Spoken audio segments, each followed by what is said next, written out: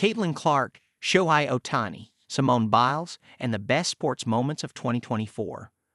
Last March, I met with David Levy, a former president of Turner. Levy was an architect of the networks and CBS's massive rights deal to broadcast the NCAA men's basketball tournament. That deal put the NCAA men's title game on TBS every other year, including in 2024. But since the deal's 2010 start, cable TV had bled viewers as subscribers cut the cord. The NCAA women's final, meanwhile, would be on a major network, ABC. So I asked Levy, if Caitlin Clark's Iowa team went the distance, could the women's final outdraw? No way, he said. 3 weeks later, the early numbers came in. The women's final had outdrawn the men's by 4 million. Levy texted 18.7 million viewers, uncle, or should I say aunt. For a few chaotic days in late March, baseball was on the verge of utter catastrophe. That's not an overstatement. Shohei Ohtani is the most important player to come along in generations, and now he was the subject of an explosive gambling scandal that threatened to end it all. Federal investigators would quickly conclude that Ohtani had done nothing wrong. His longtime interpreter, Epi Mizupara, had stolen $16 million from Ohtani's bank account in order to place bets with an illegal bookmaker. Mizupara has pleaded guilty to bank and tax fraud charges. The incredible part is how little all of this seemed to affect Ohtani.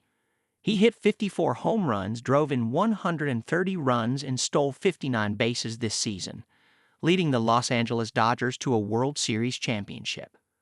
Ultimately, 2024 further emphasized Ohtani's greatness and highlighted the extent to which the specter of gambling looms as a threat. The first ever Super Bowl played in Las Vegas was an epic night capped by a questionable decision. With the Chiefs and 49ers tied at 19 at the end of regulation, the NFL's new postseason overtime rules, in which both teams were guaranteed a possession, came into play. The 49ers won the overtime coin toss and elected to take the football, with 49ers coach Mike Shanahan explaining afterward, "We just wanted the ball third." The 49ers went on to kick a field goal, but Patrick Mahomes then led the Chiefs on a 13-play, 75-yard drive capped by a 3-yard touchdown pass to Mecole Hardman to win the Lombardi Trophy for Kansas City. "I assumed you just want the ball because you score a touchdown and win, but I guess that's not the case," 49ers fullback Kyle Juszczyk said. The game ended without a third possession.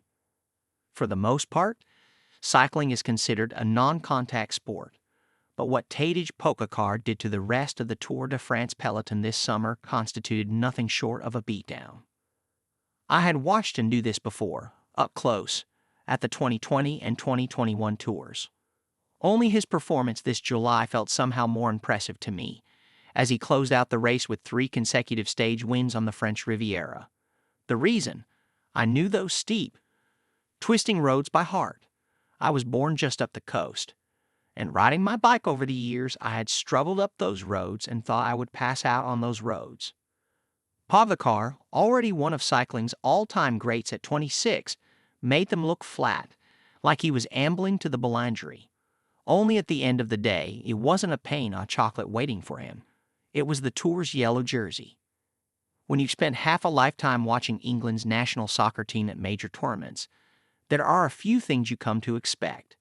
Things like agonizing near misses, agonizing terrible misses, almost goals, disallowed goals, own goals, late collapses, early collapses, blow-ups, breakdowns, faceplants, meltdowns, traumatically bad penalty kicks, obviously, and the faint sense that the rest of the world is pointing and laughing at you. Here's what you definitely do not expect.